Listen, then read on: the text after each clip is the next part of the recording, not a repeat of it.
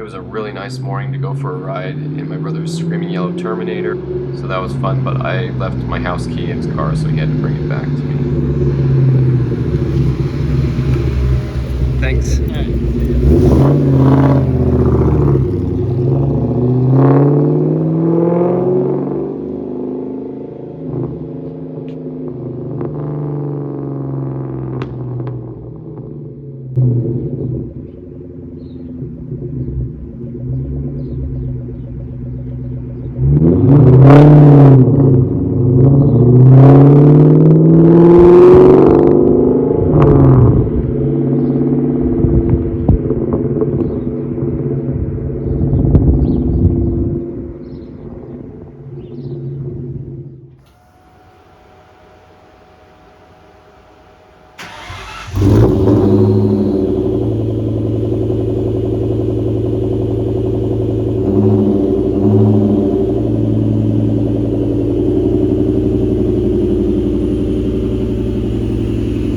Hear that brake squeaking?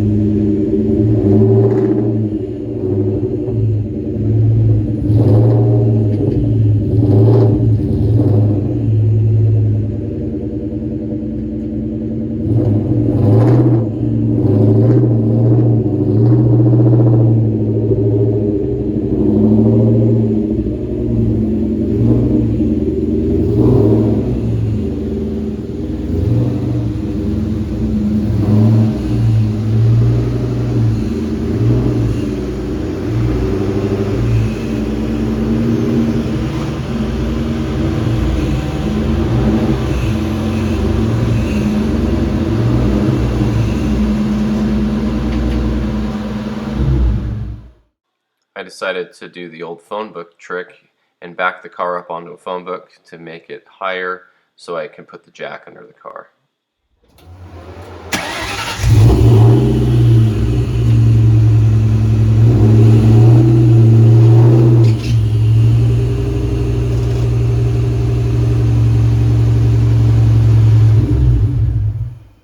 I've always got to remember to break the lug nuts loose before I lift the car. I've done that a few times where I don't break the lug nuts loose, and maybe on one side I do, but then I didn't do it on the other wheel, and the car's already up in the air doing both brakes. So then I jacked the car up on the K-member in the center, being careful not to touch the oil pan or let the car fall on the jack.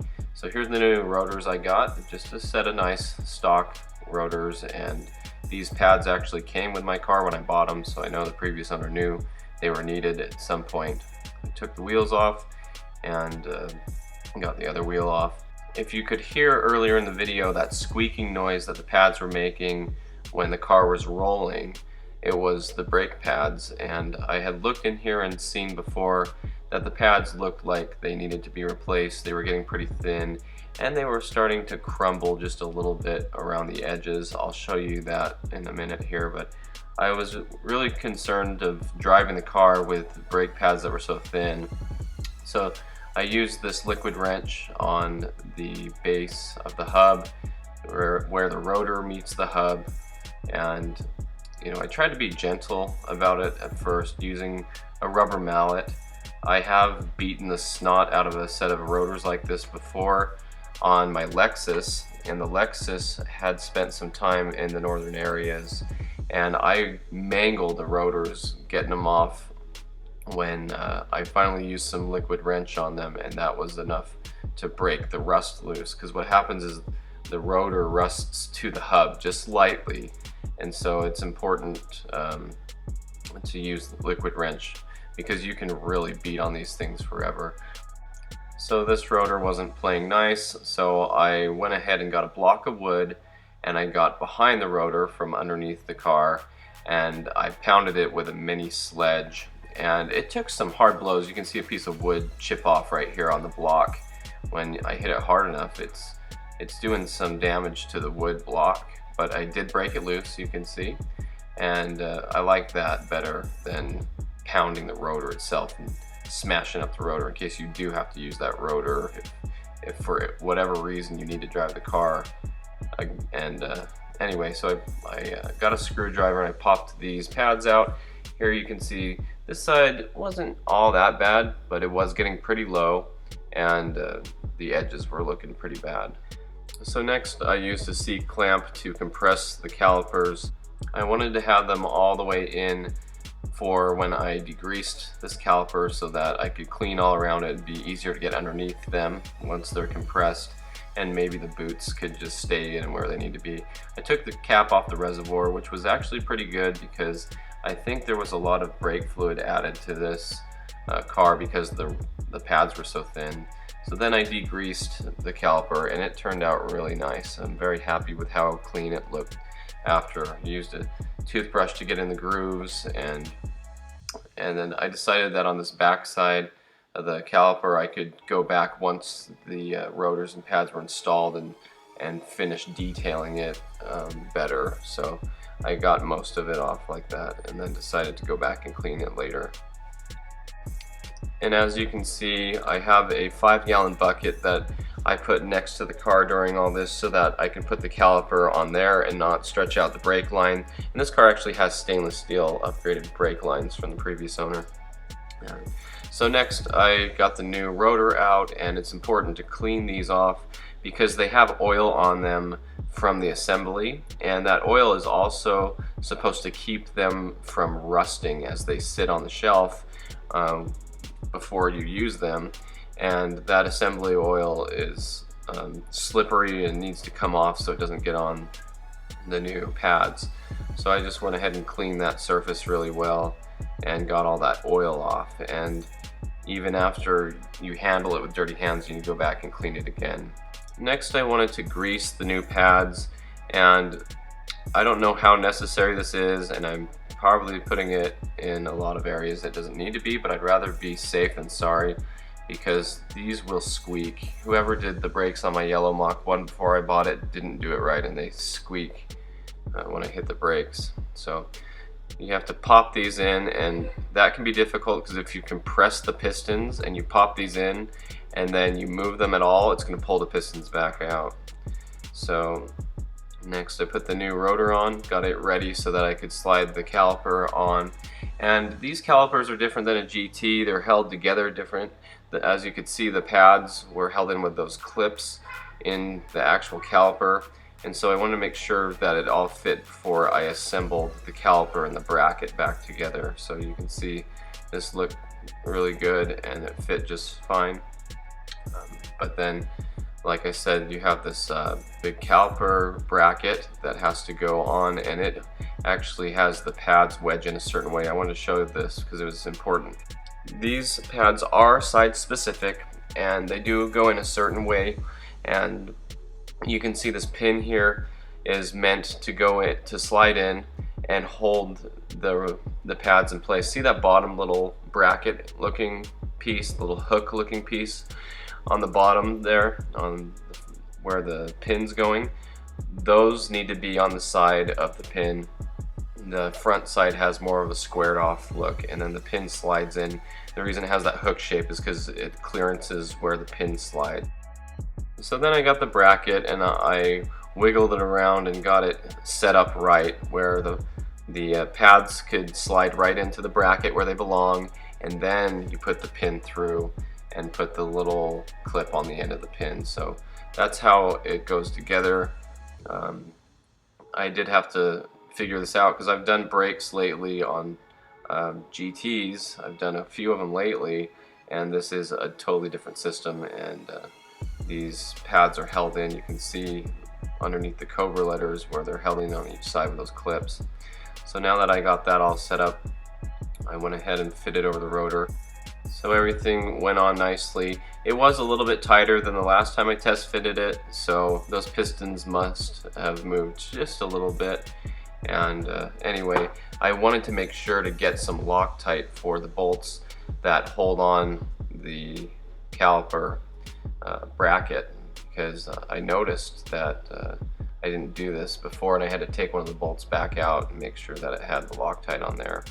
And I just put those on as tight as I can get them with a big, you know, half-inch drive like this here. I mean, maybe you could get a breaker bar in there if you really want to, but I didn't want to strip or snap one of those bolts. So now the rotor turned freely, and of course it's going to make a little bit of noise when you spin it because the pads aren't where they need to be. You know, they will be once you pump the brakes and use them. So there's a good little engine bay shot for everybody who wants to see inside the car. That's always nice while you're working on it to look at the car. So next, just lowered the car, pulled the jack out, and now it's time to pump the brakes.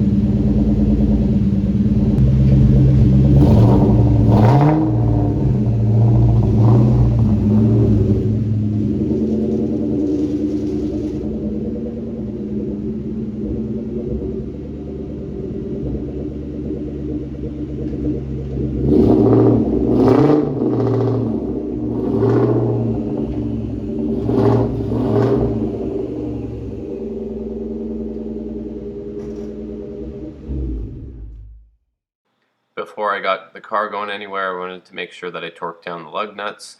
I did put them on pretty tight, and they didn't really need much more, but that's something you always have to remember. You're excited to go test drive a car once you're done working on it, but make sure the lug nuts are tight.